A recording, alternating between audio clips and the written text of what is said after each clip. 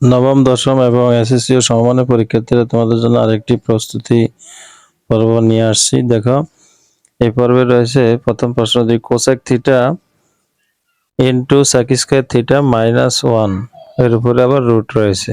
এই রুটের আমরা এই সূত্রগুলি সম্পর্কে তোমাদের স্যাররা অবশ্যই তোমাদেরকে শিখিয়েছে, যে যেমন রুট ওভার যদি কোসেক স্কয়ার থিটা -1 হয় তাহলে শুধু কট থিটা হবে।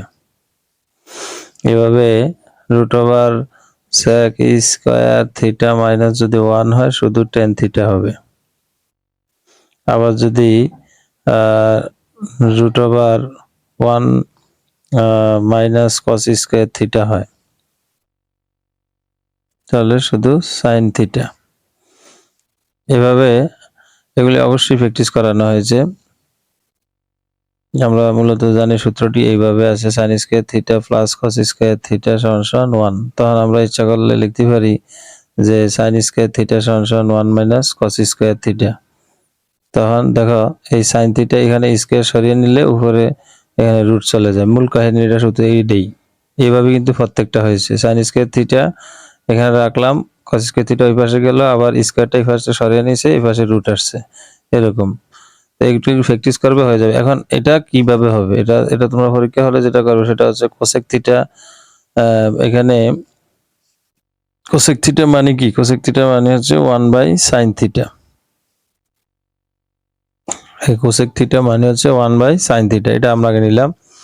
পরীক্ষা হলে এরকম শর্টকাট করতে, তুমি সাজিয়ে কাজ করবে এমন কোনো সুযোগ সেখানে পাওয়া যাবে না। সুতরাং এইভাবে করতে, কোসেক থিটা মানে 1/sin থিটা। আর এটা দেখা মাত্র বুঝতে হবে এটা টেন থিটা। হ্যাঁ, এটা টেন থিটা হলে, এখন টেন থিটা মানে কি? টেন থিটা মানে হচ্ছে sine theta by cos theta. তো সাইন থিটা যদি কাটাকাটি হয় তাহলে 1/cos থিটা থাকে, উপরে 1 নিচে cos, এটা মানে sec। এই যে sec আছে, উপরে 1 নিচে cos হলে এটা মানে হচ্ছে sec। আর উপরে sin নিচে cos এটা হচ্ছে tan, উপরে sin নিচে cos সেটা হচ্ছে tan, উপরে cos নিচে sin সেটা হবে cot। এভাবে একটু মনে রাখতে হবে সূত্রগুলি, তাহলে এটা आंसर হচ্ছে sec থিটা। এরপরে দেখো 2 নম্বরে আছে, 2 নম্বরে দিয়েছে 10 সেন্টিমিটার ব্যাস বিশিষ্ট বৃত্তের পরিধি কত। এখন এই সকল প্রশ্নের অ্যান্সার, যেমন এখানে পরিধির সূত্র কি? 2πr। প্রথম আগে এটা জানতে হবে। এখন এই মানগুলি, এই পরিধি দুই পদের অ্যান্সার থাকে, কিছু আছে ডাইরেক্ট সংখ্যাগতভাবে দিবে, কিছু আবার অনেক সময় দেখা গেছে তারা ফাই এর মান ব্যবহার না করে ফাই সরাসরি অ্যান্সারের মধ্যে দিয়ে দেয়। এখানে কিন্তু ফাই সরাসরি অ্যান্সার দেওয়া আছে, সুতরাং আমরা ফাই এর মান ব্যবহার করব, এটা আরো সহজ। তাহলে 2π যেমনি আছে এমনি থাকবে। এখন আর এর মানটা কত? যেহেতু ব্যাস আমাদেরকে দিয়েছে, ব্যাস কত? 10, তাহলে ব্যাসার্ধ 5। অনেক সময় প্রশ্ন একটু চেক করবো, অনেক সময় ব্যাসার্ধই সরাসরি দিয়ে দেয়। যদি ব্যাসার্ধ দিয়ে দেয় তাহলে, এখন যদি ব্যাসার্ধ 10 হইতো তাহলে আমি 10 সরাসরি ব্যবহার করতাম, কিন্তু আমার এখানে ব্যাস দিছে 10, সুতরাং ব্যাসার্ধ হবে 5।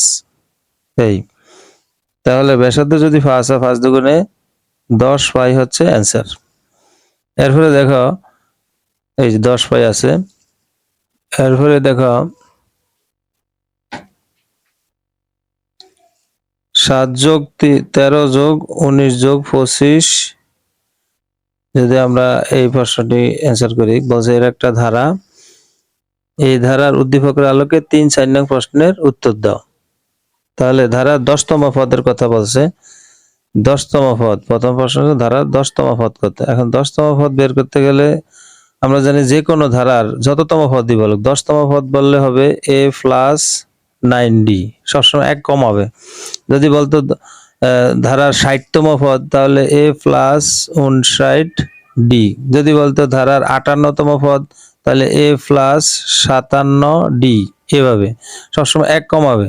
যদি বলতো ধারার 100তম পদ তাহলে a প্লাস 99d। এখন যখন 10তম পদ হচ্ছে তাহলে a প্লাস 9d হবে। এখন এর মান কত? এ হচ্ছে ধারার প্রথম পদ। ধারার প্রথম পদ কত? ধারার প্রথম পদ হচ্ছে 7। তাহলে আমরা প্রথমে দিব এই 7 যোগ 9 গুণ ডি। ডি কত? একটা থেকে আরেকটা বিয়োগ করলে 13 থেকে 7 বিয়োগ, 7 এর থেকে 13 না, 7 এর থেকে 13 বিয়োগ করলে তোমার কিন্তু -6 আসবে। সব সময় দ্বিতীয় পদ থেকে প্রথম পদ বিয়োগ করতে হবে। তখন যদি মাইনাস আসে ঠিক আছে, কিন্তু এখন প্রথম পদ থেকে যদি দ্বিতীয় পদ বিয়োগ করো আর সেটা তুমি অ্যান্সার ডি এর মান হিসাবে নাও, তাহলে হবে না। কি করতে হবে? দ্বিতীয় পদ থেকে প্রথম পদ বিয়োগ করতে হবে। তাহলে 13 থেকে 7 বিয়োগ করলে কত? 6। এখন 6 নং কত? 54। 54 আর সাথে কত?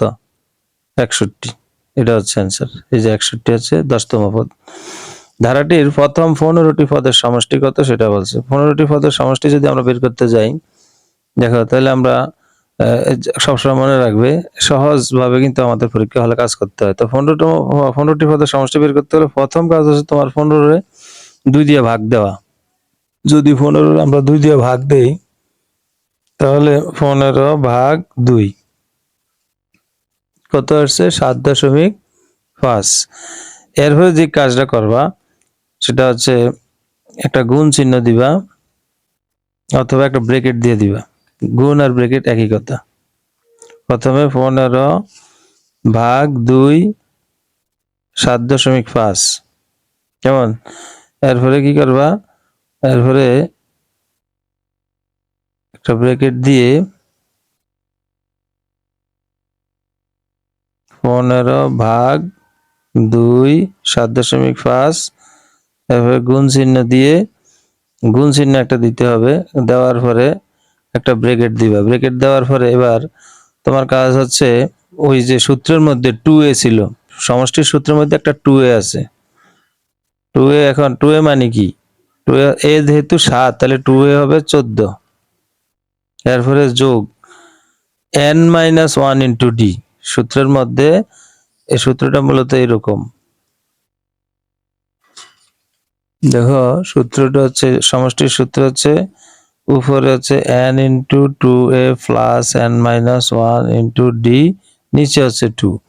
তো আমরা কি করতে পারি? ওই n কে কিন্তু আমরা 2 দিয়ে অলরেডি ভাগ করেছি, কেমন? n কে 2 দ্বারা ভাগ করছি, কত হয়েছি? 7.5, কেমন? এরপরে আমরা কি করলাম? ক্যালকুলেটরের সাহায্যে আবার আমি প্রথম থেকে দেখাই। ওই 15 ভাগ 2, এরপরে যেটা আসবে এটা আসবে।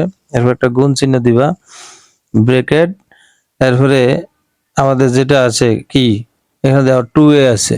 তো 2a মানে a মানে যেহেতু 7, তাহলে 2a হচ্ছে 14। এরপরে প্লাস, এই প্লাস দিবা n-1। n-1 মানে হচ্ছে 15 থেকে 1 গেল গিয়া, তো গেলে থাকে কত? 14 গুণ ওই d এর মান কত? d এর মান 13 থেকে 7 গেলে 6, এই 6 বসিয়ে দিবা।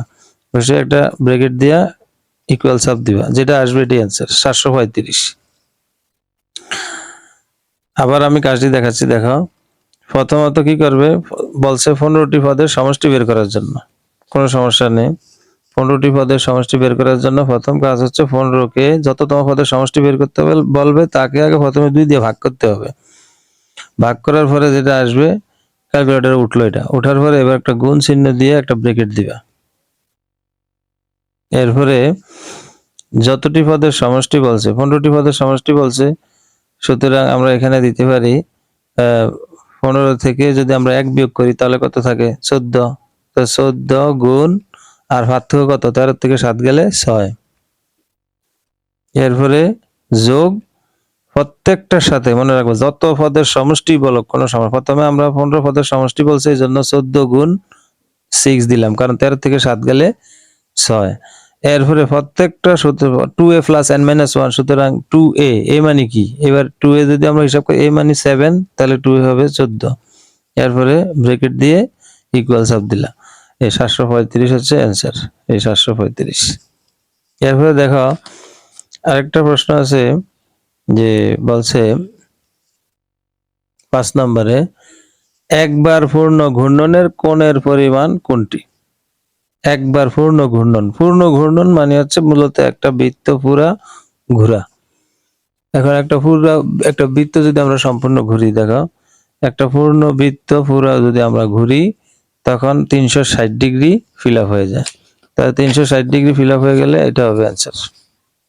এই যে 360 ডিগ্রি, পূর্ণ ঘূর্ণন বলতে 360 ডিগ্রি। যদি বলতো যে একবার পূর্ণ ঘূর্ণন না বলে যদি বলতো যে একবার অর্ধ ঘূর্ণনের কোণের পরিমাণ কোনটি, তাহলে হতো 160 অর্ধ ঘূর্ণন, বা অর্ধবৃত্ত পরিমাণ ঘূর্ণন, অর্ধবৃত্ত পরিমাণ ঘূর্ণন, অথবা অর্ধ ঘূর্ণন অথবা একটি পূর্ণ ঘূর্ণন যেটাই বলা হোক না কেন, পূর্ণ ঘূর্ণন বললে 360 আর অর্ধ ঘূর্ণন বললে 180।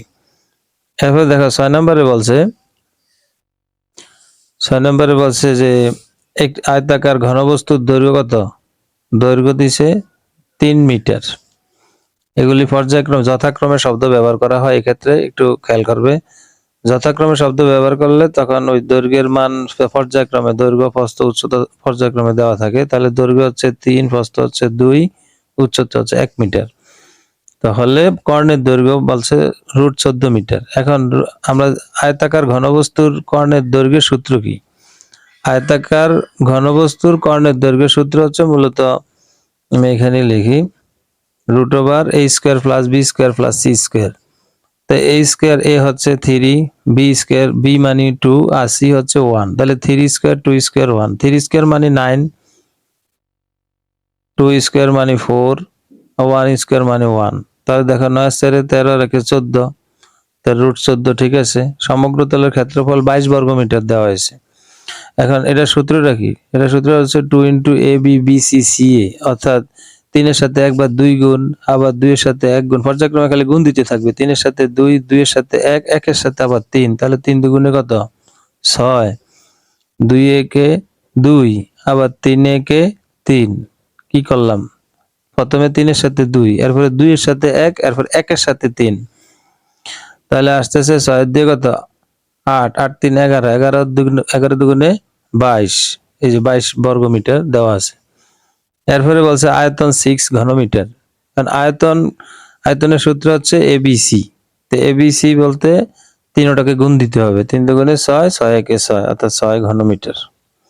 সুতরাং তিনটাই সঠিক। এখানে অ্যান্সার হবে তিনটাই সঠিক।